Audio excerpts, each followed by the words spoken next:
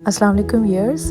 मैं यहाँ Toronto Canada में रहती हूँ और मेरा चैनल बनाने का मकसद ये है कि मेरे व्यूअर्स रेसिपीज़ को बग़ैर बॉक्सेस के और बाज़ारी मसालों के बनाना सीखें। और यहाँ के जो कनाडा के मनाज़िर हैं, सेलिब्रेशंस हैं, तकरीबात हैं, उनको देखने का भरपूर मौका मिल सके। तो अगर आप ये समझते हैं कि ये सब कुछ आपके लिए एक्साइटिंग है तो प्लीज़ मेरे चैनल को सब्सक्राइब कर लें और बेल का बटन दबा लें। आपका हमारे साथ रहने का बहुत शुक्रिया और याद रहे कि आपका फीडबैक हमारे लिए बहुत इम्पोर्टेंट है।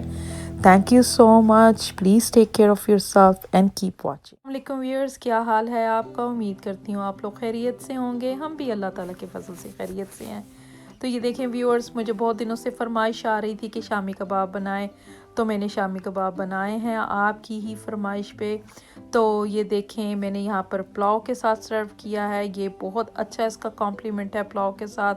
आप इसको डिफरेंट तरीके से वैसे भी अकेले भी सर्व कर सकते हैं, जिसमें आप असॉर्टेड किस्म की चटनियाँ और सॉसेस रख सकते हैं। साथ में आप इसके सैलड बना लें और किसी तरह भी आप इसको पेश कर सकते हैं। ये हैं एक्चुअली गोश्त वाले कबाब। तो लोग इसको डिफरेंट तरीके से बनाते हैं, कीमे वाले भी कबाब बनाए जाते हैं, लेकिन गोश्त के जो कबाब होते हैं उसका रेशा अंदर से बहुत अच्छा होता है, बहुत नरम और बहुत अच्छे किस्म के कबाब बनते हैं। तो आइए चलते हैं, हम सीखते हैं कि इसको कैसे बनाना है। आप भी बनाइए। इसके लिए मुझे 2 प्याज लिए थे, 5-6 जवे गार्लिक और थोड़ा सा मैंने अदरक ले लिया था और तकरीबन 3 से 4 पाउंड मेरे पास बोनलेस बीफ था। और मैंने दाल ली थी चने की 1 कप, जो भिगो के 1 घंटा रख ली थी। लाल मिर्च मैंने ली है, धाधरी मिर्च ली है, नमक और काली मिर्च और ये सब 1-1 1.5 टीस्पून, और साथ इसमें 4-5 लौंगे, और मैंने इसके साथ थोड़ी सी काली मिर्चें और जो 2 कार्डमम होती हैं, यानी कि ब्लैक जो होती हैं बड़ी इलायचियाँ, वो डाली थी, और 1-2 सिनेमन की स्टिक डाली। सिनेमन स्टिक डाल के तो इन तमाम चीज़ों को मैंने कुछ 4 से 5 ग्लासेस पानी डाल के प्याज और लहसुन, अदरक, ये तमाम मसाले डाल के, दाल डाल के, गोश्त समेत, ये तकरीबन मैंने लो टू मीडियम हीट जो है, इस वक्त तो मीडियम रखी थी, तो मैंने इसको 1-2 स्टर दिए अच्छी तरह, ताकि नमक मिर्च अच्छी तरह हिल जाए और दाल वगैरह सब कुछ एक जैसा हो जाए। तो मैंने इसको चूल्हे पे चढ़ा दिया। अगेन मैंने जैसे बताया, पहले मैंने मीडियम हीट पे ही स्टार्ट किया था। तो इसको मैंने रखा है तकरीबन एटलीस्ट 45 मिनट्स के लिए, क्योंकि ये बीफ है तो गलने में टाइम लगता है। तो देखें 30 मिनट बाद मैंने इसको चेक किया है, पानी काफ़ी हद तक सूख चुका है। ये तकरीबन 40 मिनट्स हो चुके थे राइट आफ्टर 30 मिनट्स, तो मैंने थोड़ा सा टाइम गुजरने दिया था। तो ये 40 मिनट्स हो चुके थे, गोश्त काफ़ी हद तक गल चुका था, दाल भी बिल्कुल गल चुकी थी। तो मैं इसको थोड़ा सा और पकाऊंगी लो हीट पे, ताकि इसका पानी जो है मज़ीद सूख जाए। जितना इसका पानी सूखेगा उतना ही ये अच्छा बनेगा। तो मैंने तकरीबन और 5-6 मिनट पका के, तो इसको ये देखें पानी तकरीबन सारा ही सूख चुका है। तो मैं इसको अच्छी तरह हिलाऊंगी, ताकि दाल जो है जितनी मैश हो सकती है वो हो जाए। और गोश्त को भी मैं चेक कर रही हूँ कि कितना गल गया है। तो ये देखें बिल्कुल पानी जो है वो खुश्क हो चुका है, गोश्त गल चुका है, दालें बिल्कुल ख़त्म हो चुकी हैं। तो इसको मैं अब ठंडा करने के लिए रख दूँगी, इसकी हीट ऑफ कर दूँगी और इसको तकरीबन 3-4 घंटे ठंडा कर लूँगी। तो जब ये देखें ठंडा हो गया है, तो ये आप देखें गोश्त के रेशे बिल्कुल अलग हो गए हैं। तो अब ये टाइम है कि मैं इसको ब्लेंडर में डाल के चॉप कर लूँ।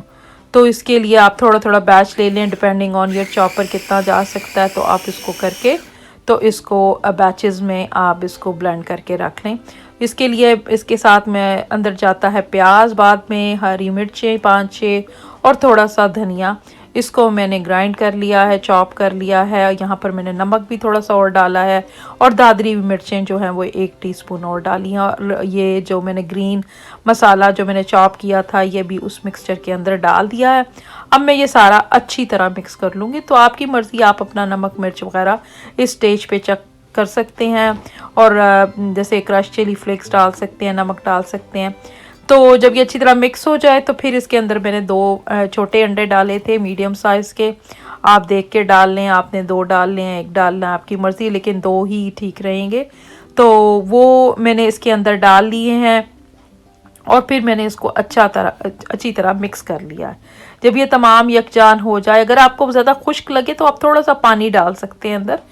तो ये देखें ये सारे मेरा अच्छी तरह मिक्स हो गया था। तो मैंने इसके कबाब बनाने शुरू किए। छोटा सा पैटी लें, पहले गोल उसको घुमाएं हाथों पे और फिर उसको अपनी हथेलियों के आगे जो पाम है, अपनी उंगलियां, उसके अंदर आप इसको दबा के घुमाते जाएं तो आप इस तरह के इसके पैटीज बना सकते हैं। तो मेरे ये तकरीबन 3.5 पाउंड जो तकरीबन 3.5 से 4 पाउंड जो बीफ था, गोश्त, और 1 कप जो दाल थी और मसाला वगैरह जो भी आपने देखा डाला, ये तकरीबन मेरे 24 कबाब बने थे। तो काफ़ी अच्छे कबाब बने थे और साइज़ भी अच्छा था। आपकी मर्ज़ी, आप जैसा मर्ज़ी साइज़ रखना चाहें, आप इसको छोटे बनाना चाहें, बड़े बनाना चाहें, इसके वो भी सांचे भी मिलते हैं, मोल्ड भी मिलते हैं, आप उसके डाल के अंदर भी प्रेजेंट कर सकते हैं अच्छा एक जैसा साइज़। लेकिन मेरा तकरीबन एक जैसा ही साइज़ था। तो यहाँ मैंने एक पैन लिया है जिसके अंदर तकरीबन मैंने 1 कप ऑयल डाला है। तो साथ मैंने जो अंडे हैं वो 2 लिए हैं, उनको विस्क किया और उसके अंदर नमक और काली मिर्च डाल ली है। उसको आप इस तरह डालें तो ज़्यादा अच्छा लगेगा। और उसके अंदर मैंने डुबो के, तो ये देखें मैंने एक आहिस्ता से कबाब रखा है, इसको एकदम नहीं फेंक रहा क्योंकि ऑयल जो है वो उड़ के गिरेगा। तो ये मैंने तकरीबन लो टू मीडियम हीट रखा था, इसकी ज़्यादा तेज़ नहीं करनी आग, मीडियम से कम ही रखें और आहिस्ता पकाएं क्योंकि फिर ज़्यादा अच्छा इसका कलर आता है। तो ये देखें मैंने तमाम कबाब रख दिए हैं जितने इसके अंदर फिट आते हैं। तो इसको ओवरलोड नहीं करें क्योंकि फिर आपको फ्लिप करना जो होगा वो मुश्किल हो जाएगा। तो जब एक साइड तकरीबन 5 मिनट पक जाए, 3 से 5 मिनट, तो फिर आप दूसरी साइड को आराम से फ्लिप करें। मेक श्योर कि आपके ऊपर ऑयल ना गिरे। तो अगली दूसरी साइड भी आप इसी तरह ही 3 to 5 मिनट्स पका लें, डिपेंडिंग ऑन आप किस तरह कलर चाहते हैं। तो ये देखिए हमारे कबाब जो हैं वो मैं बैचेस में तल रही हूँ, तो ये बहुत आराम से तले जाएंगे। कबाब रेडी हो गए हैं, बहुत मज़े के कबाब बने हैं।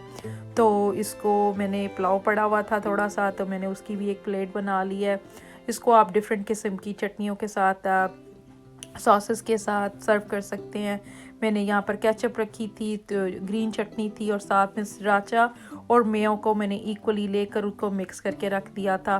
साथ आप इसके सैलड सर्व कर सकते हैं, तो मैंने इस तरह सर्व किया है। तो अगेन जैसे ये है कोई मटर पुलाव हो, चिकन पुलाव हो या बीफ का, बहुत अच्छा लगेगा। तो ये देखें मैंने इसको, मेरे पास बीफ पुलाव था, तो आप भी बनाइए, अपनी फैमिली के साथ इसको एंजॉय कीजिए। Thank you so much.